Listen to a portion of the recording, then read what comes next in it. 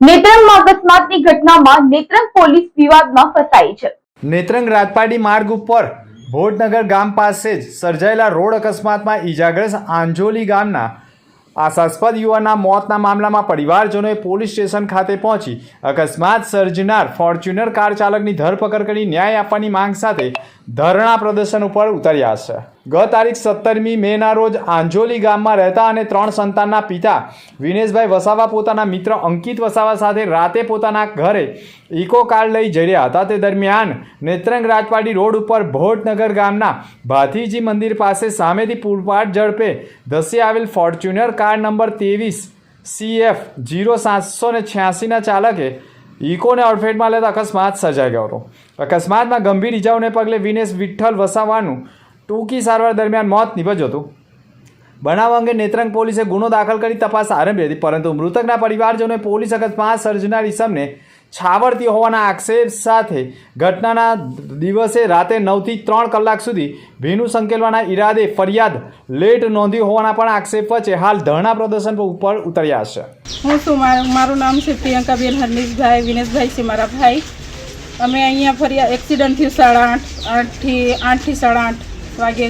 પછી અમે અહીંયા દવાખાને આવ્યા, અમારા પહેલાં લઈને આવતા રહ્યા। પછી અમે અહીંયા આવતા પહેલાં તો એ લોકો અંકલેશ્વર લઈ ગયા।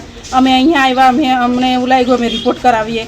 અમે અહીંયા આવ્યા, FIR દર્જ કરાવવા આવ્યા તો અમે 9 વાગે અહીંયા આવ્યા। અમે 9 વાગ્યાથી અમે સાહેબ આવે કરીને અમને 2 વાગ્યા અહીંયા 2 વાગ્યા પછી 2 વાગ્યા સાહેબ 1:30 વાગે જેવા સાહેબ આવ્યા। અમે આ બાજુ ફરે તે બાજુ ફરે, અમે અમારો ટાઈમ જ ખાલી વ્યસ્ત કર્યો। પછી અમને 1:30 વાગ્યાથી 2 વાગ્યા સુધી પહેલાં આ બાજુ મંગળવારી બાજુ જઈએ, અમારી ઓફિસ છે એમ કરી લઈ ગયા અમને।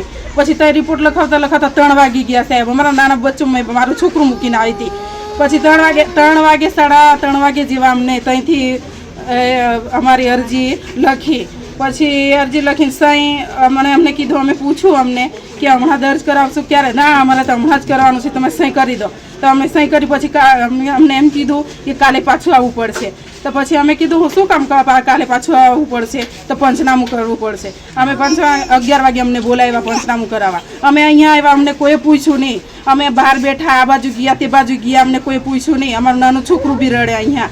પછી અમે પાછા બે વાર અંદર ગયા। સાહેબને કીધું અમારું છોકરું બી રડે, કેટલી વાર તો એકવાર અમને બોલાવ્યા। પછી કીધું કે સહી કરી દો અહીંયા। પછી અમે કીધું અમને એમની નકલ મળશે કે નહીં મળે? તો ના મળે। અમે કીધું અમે નકલ નહીં આપો તો અમે સહી નહીં કરીએ। પછી સારું મળી જશે નકલ એમ કરી પછી અમને સહી કરાવી।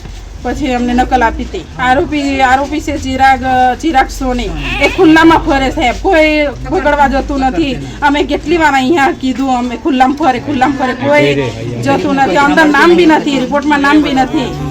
આ છોકરા નાના છોકરા છે, અમારે ભાભી છે, આ નાનું છોકરું છે, આ છોકરું છે અપંગ છે હાથે પગે, એક છોકરી છે મોટી। આ કોઈ કમાવા વાળું છે નથી એમનું।